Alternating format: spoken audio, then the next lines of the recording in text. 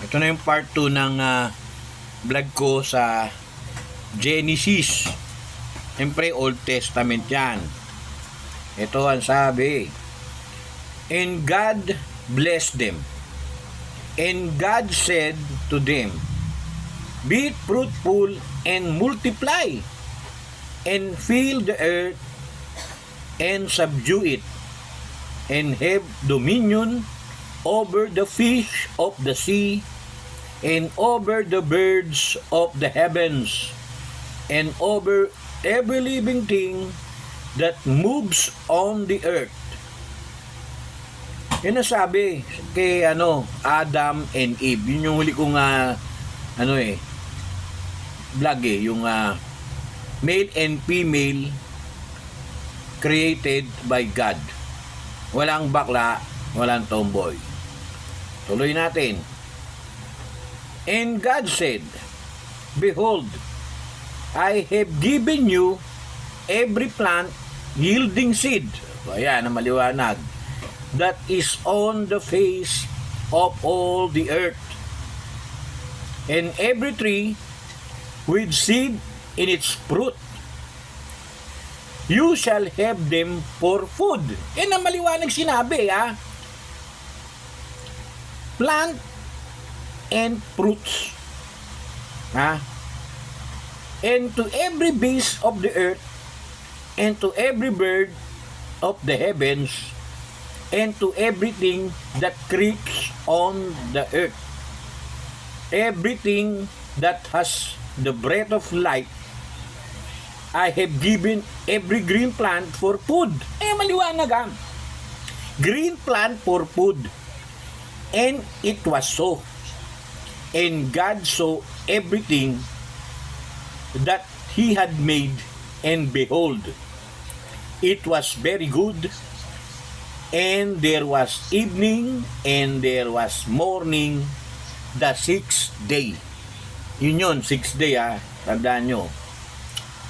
Ito na. The seventh day, God rest. Ano ba yung seventh day?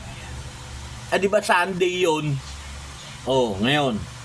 Sabi, thus the heavens and the earth were finished, natapos na, and all the hosts of them.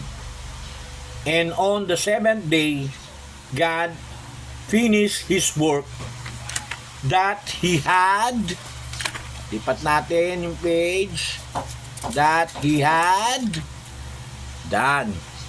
And He rested on the seventh day from all His work that He had done.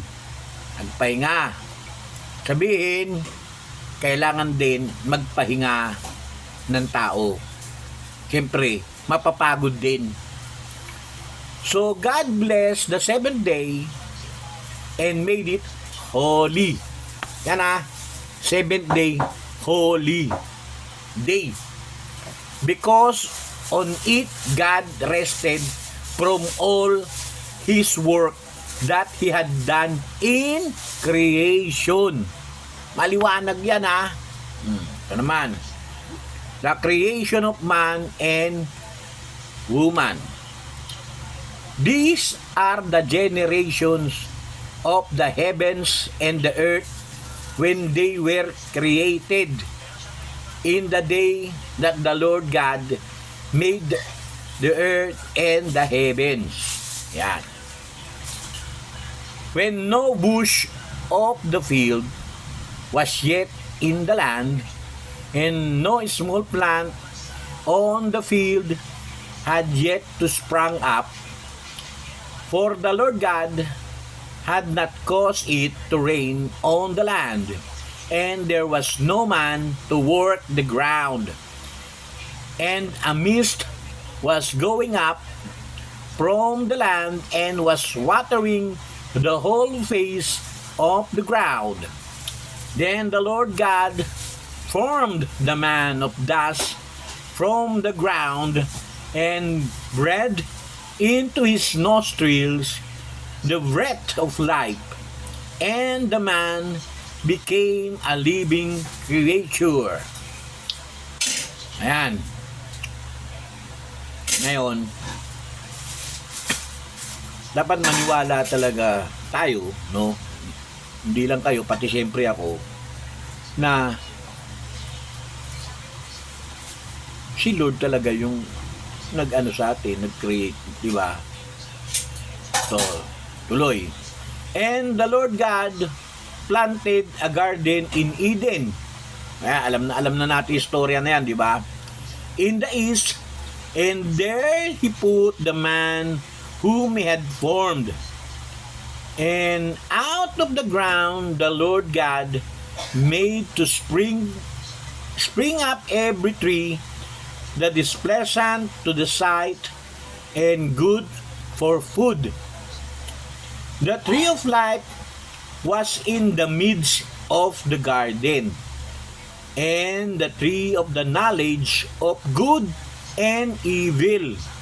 Ibig sabihin, noong nagkaroon ng creation, meron ng good and evil. Nag-i-exist na yon. Ha? O ngayon, tuloy.